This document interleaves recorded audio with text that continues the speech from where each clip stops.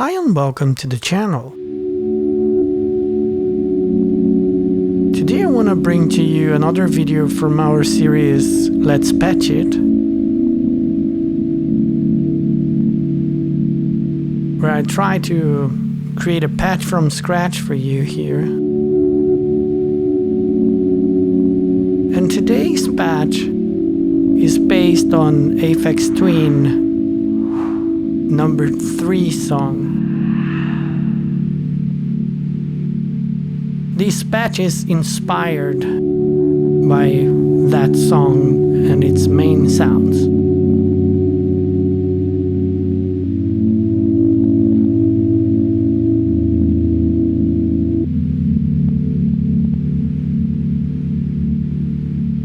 This was actually a suggestion from Hugh Evans here in the channel. And my main idea here was not to reproduce exactly the pads or the lead sounds, but to try to create a new sound that carries the atmosphere of that song. And I think the results ended up quite beautiful.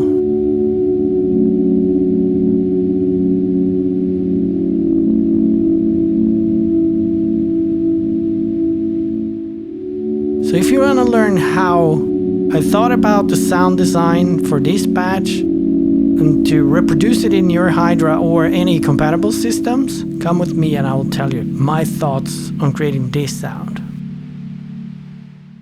When I listened to the song number 3, later renamed Rhubarb by Aphex Twin, I could isolate 5 main elements there, being of course the pads that starts the song,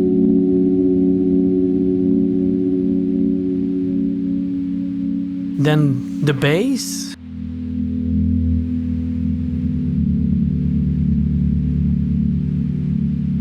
I also hear a sound more similar to a cello, a lead sound that has a vowel characteristic to it, that sings a phrase more or less like this around the song.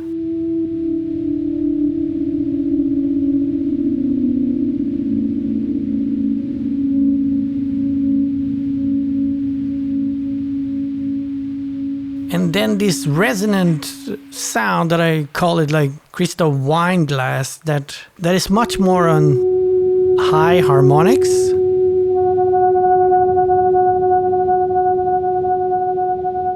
And my idea here was to try to combine the main elements of the pads, these crystal wine glass resonant frequencies, and the bass. Instead of reproducing one or another sound specifically, I tried to combine what I felt was the main atmosphere of this ambient song. But if you have the opportunity to reproduce this patch in your Hydra, try to listen to it in real speakers, because I gave big emphasis on the lower frequencies, and then let me know in the comments how it felt for you to really feel it vibrating in space. But without further ado, let me show how this sound was made. The first thing I want to have a look into with you here is the voice menu, where we can define how the voice will be played. So I'm using polyphonic there and a density of 2, because I was planning to stack waves here to create this phasing effect. And you know, when I want to bring this feel for an analog sound, I will also play with detuning and analog FL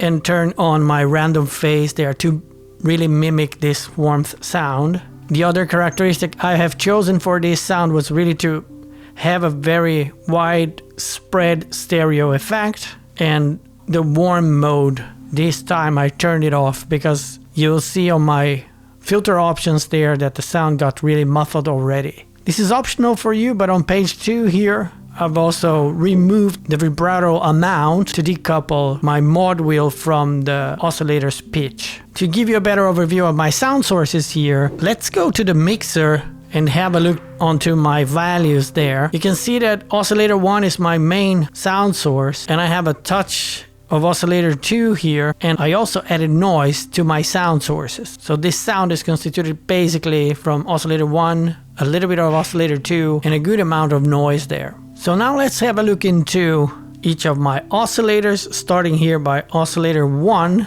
And This oscillator is a triangle single wave, which gives me this very soft sound for the pad. My first thinking was to have the pad sounding very smooth, but still gaining some harmonics from the triangle waveform. But since the triangle it's very close to a sine wave, and I wanted to have that feeling of an analog pad sound, what I did here in MUTANT 1 was to use the wave stack modifier with not much depth and not fully wet there, but just to get some more of that instability of the analog sound. If I now go here to my oscillator 2, you can see here that this is also a single wave, but that one set to sine and tune it 2 octaves below. And the reason why I'm using this waveform is to achieve this very low-end bass sound. But I hope this will be clearer when we talk about the filter, because I really felt that something was missing when I was only working with a triangle wave, and I was really missing that low end that I wanted to complete with this very simple harmonic sine wave tuned to a very low octave there. This oscillator didn't have any modifiers to it, but if you remember here on the mixer, the oscillator volume is much lower than oscillator 1, which is in full volume. But let's not forget here on my sound sources that I've also added noise to my mix here. And for that, my noise of choice was red noise with an RM depth of 64 and a substantial high volume there with a value around 50. If you're not using Hydrasynth, the ranges in Hydra are usually from 0 to 128, so you can have an idea in percentage there in your own system. So just to recap here on my mixer, you can see the overall volume of all my sound sources. Predominant oscillator 1, my triangle wave with a wave stack. Having here oscillator 2 with that role of filling in my low frequencies, my low end, and adding the saturation of noise here to a substantial volume level. But if I continue now on my signal chain, I wanted to talk to you about my filter choices here and also what does this impact in the overall sound. So on filter 1, we can see here that this is a very low frequency cutoff for a low pass filter 8-pole, so quite steep. Low cut there. What I also wanted to call your attention here is that I am actually adding envelope 1 influence to a value of 2.2 there. And on purpose, this filter is not very resonant because you'll see later on the modulation how I plan to use resonance to create some dynamic effects. But the cutoff frequency, like I said in the beginning, is very low. So we are cutting most of our high frequencies there. And the reason for that was because, like I mentioned in the beginning, if I wanted to add all the resonant values and harmonics to mimic what I've been calling the wine glass effect, it was very easy to get this sound out of control if I didn't dump the volume of all these high frequencies. But in doing so, I dumped the sound or the tone of this sound quite a lot. If I compare this, which I consider a pad sound, to the original song, this sound is much more muffled. But this combines a lot with the high feedback frequencies and resonance, and also to emphasize the bass quality that I wanted for this patch. If you want something closer to the original, when I was choosing my filter type here, I got a much closer result actually by using a low pass 1-pole filter. But before changing that, let me go with you through the whole signal chain, because this will affect the overall sound and saturation there. And talking about saturation here on my page 2, you can see that I've also added drive to my filter to a value of 10.6. And this will contribute to the dynamics when I talk to you about modulation and my mod matrix there. But if we continue here on our signal chain, you'll see that my filters are connected in series. And if we now have a look into filter 2 here, we'll see there that this is acting in the opposite direction, filtering also my low frequencies, because I'm using this hybrid low pass, band pass, high pass here with a morph value of 128, which will give me this emphasis on low to medium frequencies there, with my cutoff around 37.4 and this one much more resonant to a value of 33.6. However, what I experimented here was to invert my key track, because the higher I would go, more the resonance would kick in the higher frequencies. And I didn't want it to lose control there, so My intention with this negative filter key track here was to try to tame a little bit the higher frequencies there. So we will have the two filters combined, like the low pass cutting all the high frequencies there, muffling the sound a lot, and then this morphed band pass high pass here, cutting a little bit of my low frequencies for the high volumes of that sine wave we saw on oscillator 2 there. But as I mentioned before, my filter 1 had an influence from the envelope that is automatically connected to the filters there. So let's have a look on what envelope 1 is doing to our sound.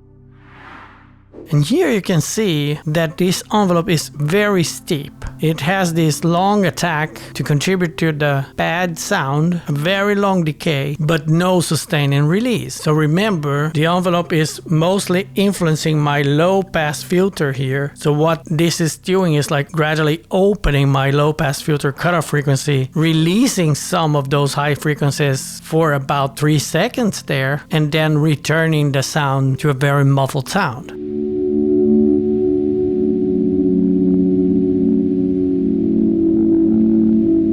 So this is one of the factors contributing for that pad effect, but I'll talk more about that. We have more envelope modulations here that I want to explain to you. If we now continue on our signal chain, we'll have our amplifier values there. And here I just wanted to show you the amp level. This sound is on purpose saturating without clipping the output volume. If I'll show you here, I'm recording this about 12 o'clock. I'm not sure if you can see it on the camera, but about 12 o'clock of my master volume there. And I reduced a little bit my amp level by default. I think you have 64 in Hydra to a value of 52 here to avoid clipping, because this sound is going to preamp saturation inside the Hydra. I'll tell you more about that as we continue in our signal chain there. But if now we have a look into our envelope 2 that controls the amplifier there, you see this very interesting shape of the envelope. And that one is controlling our volume. It has a very long attack, again, to create a pad atmosphere to the sound with 0 decay time, almost full sustain value, and a very long release. I have here on page 2 also changed the attack curve, logarithmic value, so you have this different slope. And notice that the envelope for my amplifier is not resetting so that I can continue playing, and the envelope long times will still be counting. However, I notice if I play this patch too fast, you might get an abrupt cut from the voices. Let's see if I can reproduce that.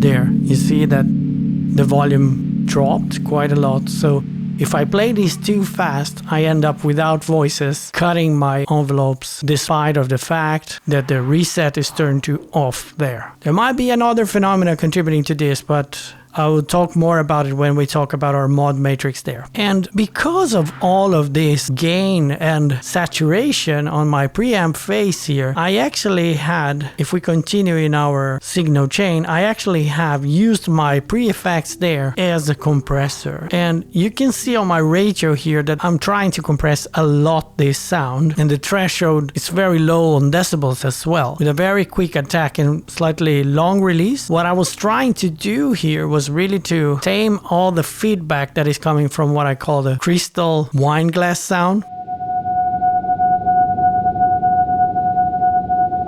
And because of all this feedback repetition, I had to compress the sound quite a lot, otherwise it would be clipping. But I put back some gain in my output here, but you can see by my dry wet that the compressor is very heavy. And what I was trying to do was to avoid clipping there. But what was it that was clipping? It was exactly this idea of the wine glass sound that is predominantly created by the delay effect here. So what I've been calling the wine glass sound is actually a lot of feedback.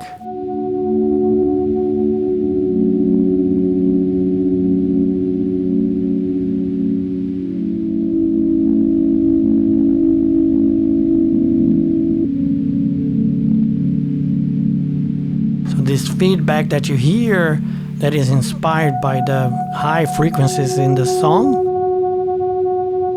are done by this very long delay with a huge feedback value, also dumped in this wet tone and also the feed tone to have that low frequency atmosphere that I wanted to convey in the patch. But you'll see here that apparently I'm bypassing this effect because my dry wet is set to 0. But I am actually modulating this effect to try to create some dynamics between the resonance and non-resonant sounds. Again, I'll talk more about that when we talk about our mod matrix. But the whole purpose of the delay in my signal chain here is to play with the feedback. And on top of this, I have also added even more space with a reverb using one of my favorite reverb sounds in Hydra, which is the cloud, with a very generous time here to create this big space, although not fully wet, to avoid creating too much of a muddy atmosphere there. And last but not least on our signal chain here, I also added post effects to equalize my sound here, starting from the flat equalizer, but you can see that I actually emphasized a lot my mids here, dumping quite a lot my low gain and also giving some room for high frequencies there. And actually the shower low was a key parameter to not make this sound saturate. By lowering this too much, I get to saturation real quick. And since I was using the low pass filter cutting most of my high frequencies there, I actually boosted the high frequencies here in equalization afterwards, pulling my equalizer almost to full wet there. But the real fun things with Hydrasynth starts when we use the mod matrix to cross modulate things there. Hydrasynth is this sound design lab with like 5 envelopes, 5 LFOs. But this is all controlled here by mod matrix. Don't ask me why in this patch my modulation patch is on the last page. You don't have to do this in your patch. You can pretty much connect these values into your first page. But what I'm doing here, it's actually the interesting trick from this patch, which is connecting envelope 5 to my delay dry wet to a quite high value. So if you remember, my delay here had a dry wet value of 0, and that's because it is actually my envelope 5 that is controlling how wet the delay feedback will be. And the reason for that is because the delay there had a lot of feedback, right? My feedback is almost to maximum there to create this resonant effect that stays over even when I play another note. But you can see that now the sound cuts. What is actually cutting here is the feedback.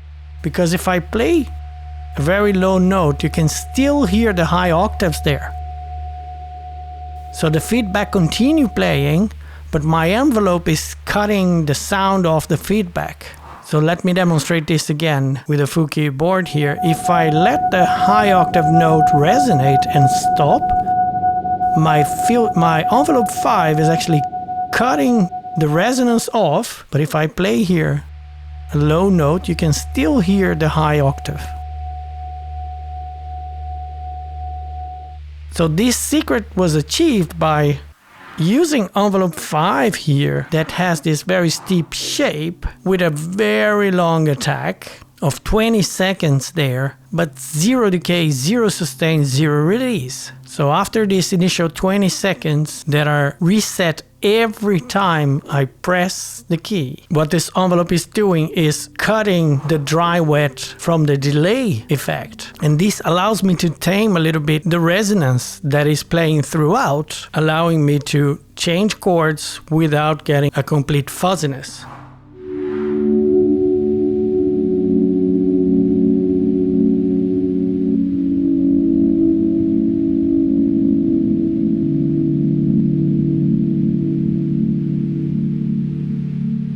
But if you observed my mod matrix there, this was not all. I'm also patching here my polyphonic aftertouch to filter 1 resonance to a quite high value. So if you remember, my filter 1 here actually has very low resonance value. So what I'm doing on the mod matrix is to connect the value of my aftertouch to filter 1 resonance. And the effect that this gives to me, it's actually to create saturation. Let me demonstrate. At the very end of the chord progression,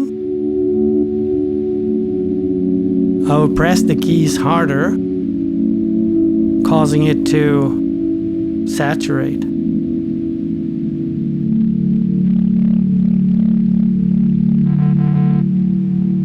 And remember, it's polyphonic aftertouch, so I can experiment lower resonance or higher, getting different timbres, right? I can do this in the beginning as well, or in the middle. And fun fact, those moments of expression here when you saturate, they will be recorded on the feedback. So when I open the envelope 5 again to make the delay be wet, I can create like a very resonant high tone that I can recall afterwards while playing lower octave notes. You hear there? So I mean, there are many ways to explore expression on the patch just by playing with those elements. So to recapitulate here real quick, the idea was to create a patch for Hydra that was a combination between the pads in Aphex Twin number 3 song, the feedback resonant effect, as well as this bass quality. And we achieved this by combining a triangle waveform on oscillator 1 that is wave stacked by MUTANT 1 and combining this with a sine wave tuned 2 octaves below to create that rich bass sound.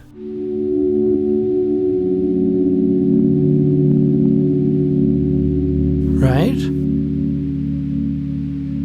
And last but not least, as our sound source, we also have added red noise, roughly in our mixer here, with a predominant volume for oscillator 1, small volume for oscillator 2 in the very low end, and half a volume there for the red noise. And all these sounds are being filtered by a low pass filter here in filter 1 that is 8-pole, very steep, with a cutoff frequency cutting most of the high frequencies there. But this filter is under the influence of envelope 1, which modulates the cutoff frequency to open up a little bit every time I play a note. And in the opposite direction, filter 2, acting more as a high pass filter, is tracking the keyboard in the opposite direction in a negative value to also muffle the sound the more high octave I go here, to tame a little bit those resonant values in high octaves there. All of that is being controlled by an envelope 2 having influence on the amplifier, on the volume, to create this slow attack pad effect. And everything goes to a compressor that is holding my saturation back a little bit to avoid clipping. The magic of feedback is happening on delay, which has its dry wet value set to 0, because this is being controlled by envelope 5 here that will let the resonance through for 20 seconds in a very smooth slope. And all of these sounds are going through reverberation to help with a soft release there. And last but not least, we have our equalizer trying to give back some of the mids and tame a little bit more the higher frequencies there. Who evens? I hope you guys have enjoyed this patch idea based on Aphex Twin number 3. Let me know in the comments if you want me to explore more towards the original recordings. If you have tried this patch at home and listened to it in your monitors or amplifiers, how did it feel for you? And thanks again for watching the video. I'm trying out this new format. I'll see if I can shorten the lessons a little bit more to make it more entertaining for you, but also leaving you the opportunity to pause and copy all the values if you want to reproduce this patch in your system, in your Hydra. Thanks for all your comments. They are inspiring. They get me going. Thanks for all the subscribers. And as always, thanks for watching.